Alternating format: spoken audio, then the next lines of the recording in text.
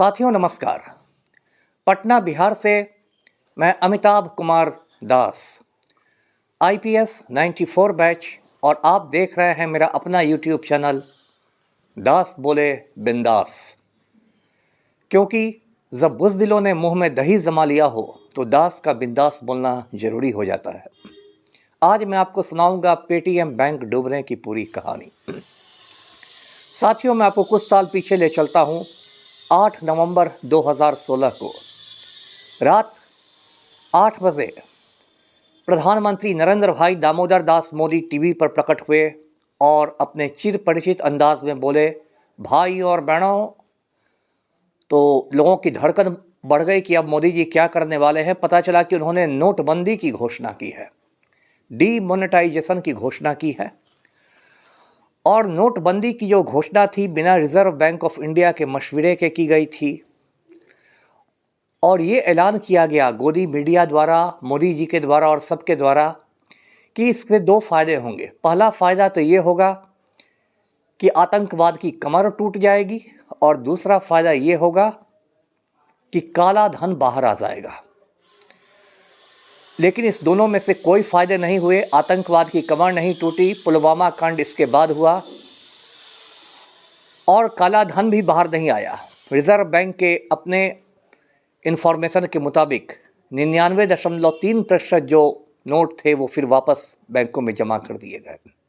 मतलब आप कह सकते हैं कि ये जो नोटबंदी थी ये सुपर फ्लॉप कर गई।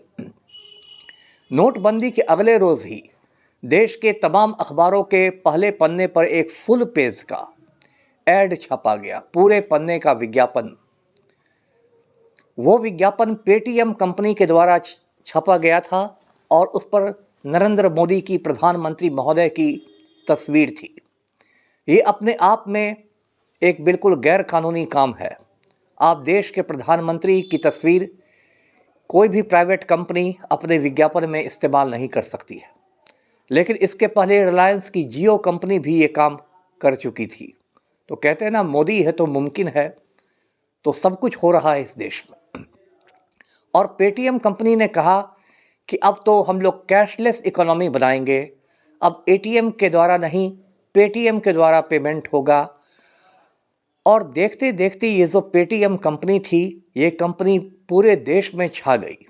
कश्मीर से कन्याकुमारी के बाज़ारों में पेटीएम दिखने लगा। जो छोटे छोटे जो दुकानदार होते हैं, लस्सी बेचने वाले, फ्रूट जूस बेचने वाले, सब्जियां बेचने वाले, वो भी पेटीएम पर पेमेंट को एक्सेप्ट करने लगे, पेटीएम का भुगतान स्वीकार करने लगे। अब इस पेटीएम कंपनी के मालिक कौन हैं? मालिक हैं विजय शेखर शर्मा।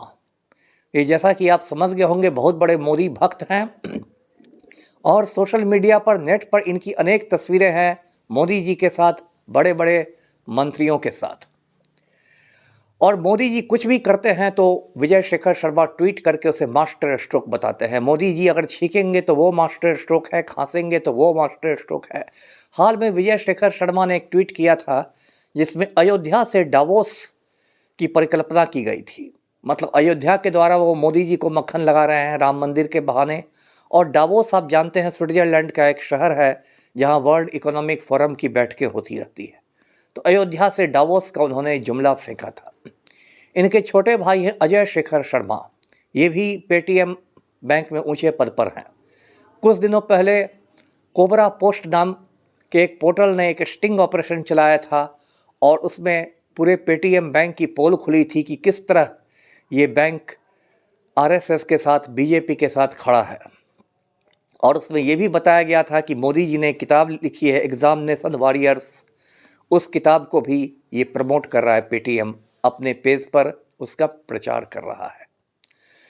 तो इस तरह देखते देखते पेटीएम कंपनी जो थी वो हज़ारों हज़ार करोड़ की कंपनी बन गई। उसने फास्टैग का काम भी शुरू कर दिया। आप जानते हैं कि गाड़ियों में फास्टैग लगाया जाता है और फास्टैग के ज़रिए एक तरह से आप कहिए इलेक्ट्रॉनिक टोल वसूली होती है। और फास्टैग जिसने नहीं लगाया होता है तो उससे दुगुना टोल ले लिया जाता है। तो फास्टैग में भी इसकी एंट्री हो गई। पेटीएम से ही जुड़ा पेटीएम बैंक भी है। अभी क्या हुआ है, यानी मैं आपको कल की बात बता रहा हूँ, बिल्कुल ताज़ा बात, कि रिज़र्व बैंक ऑफ इंडिया ने 29 फरवरी से आने वाले 29 फरवरी 2024 से पेटीएम बैंक के तमाम कामकाजों पर रेस्ट्रिक्शंस लगा दिया है, बंदिशें लगवा दी है। और ये बंदिशें लगाई गई है, बैंकिंग रेगुलेशन एक्ट है 1949 का, 1949 का जो बैंक का अधिनियम है बैंकों को नियंत्रित करने का, उसकी धारा 35A के तहत ये पाबंदियां लगाई गई हैं। क्योंकि रिज़र्व बैंक ऑफ इंडिया जो देश का आप कह सकते हैं सबसे बड़ा बैंक है, जो सभी बैंकों को नियंत्रित करता है, उसने बहुत सारे घोटाले, बहुत सारी अनियमितताएं पाई पेटीएम बैंक के कामकाज में। और सबसे दिलचस्प बात तो मैं अब बताता हूं, पेटीएम जब बना था उस समय राहुल गांधी ने कहा था कि पेटीएम का मतलब है पे टू मोदी।